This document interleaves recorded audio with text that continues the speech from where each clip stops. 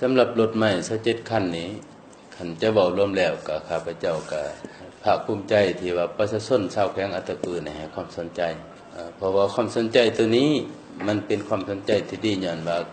มันเป็นการละเมิดระเบียบกฎหมายการเป็นการละเมิดกฎหมายแล้วเดี๋ยวนี้ทั้งแขวงพร้อมด้วยนั้นแล้วก็มีความเป็นเอกภาพกระเบื้องศูนย์กลางโดยเฉพาะก็เป็นสำนักงานนายกรัฐมนตรีก็ได้แต่งตั้งคณะหนึ่งที่มาดำเนินการว่าซะดำเนินการนับแต่การเก็บกำกวดคนกวดก้าขึ้นบัญชีบ่หรือว่าถอนโฮมด่านข้อมูลหลักฐานที่ว่ามาถึงปัจจุบันนี้ก็แม่นว่า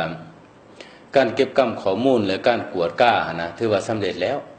สามารถแยกได้ว่า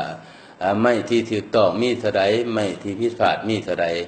และอิงเสียความเป็นเอกภาพของคณะเฉพาะกิจในการจัดตั้งปฏิบัตินี้ก็ได้ขอทิศนำศูนย์กลาง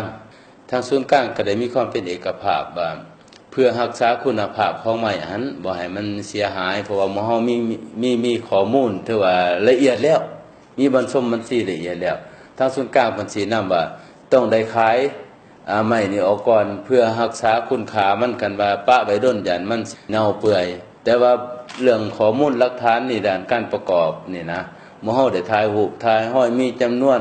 และผู้ที่เกี่ยวข้องก็ได้เซ็นอย่างยื่นรับห้องแล้วถือว่าจะบ่เฮ็ดว่าถ้าหมู่เฮาขายของคือประชาชนสนใจว่าเอ้าคดีบ่ทันแล้วคือขายของกลางก่อนอันนี้มันอยู่ในหลักการของกฎหมาย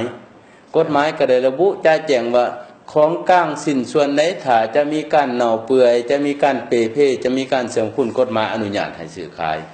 อันนี้มันขอให้พ่อแม่พี่น้องทั้งประชาชนชาวแขวงอัตตปือนี่ให้เข้าใจตามระเบียบกฎหมายย้อนว่ากฎหมายมันได้ระบุไว้แล้วอันนี้เป็นปัญหาสำคัญบัดนี้ปัญหาการจะตั้งปฏิบัตินี้ความคืบหน้าถือว่าปัจจุบันนี่1หมู่เฮาก็ได้ประมูลขายไม้ที่เป็นของกลางแล้ว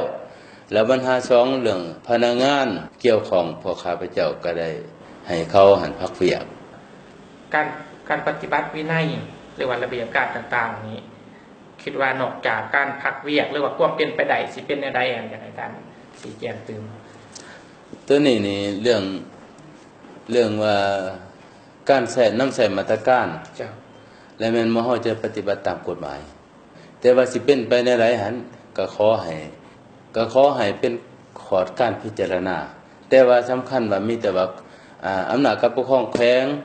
ก็คือคณะเฉพาะกิจนี่จะดำเนินตามกฎหมายอันนี้ขอให้พ่อแม่พี่น้องประชาชนนี่มีความเชื่อมั่นบ่ให้กังวลเนาะบ่ให้กังวลว่าโอ้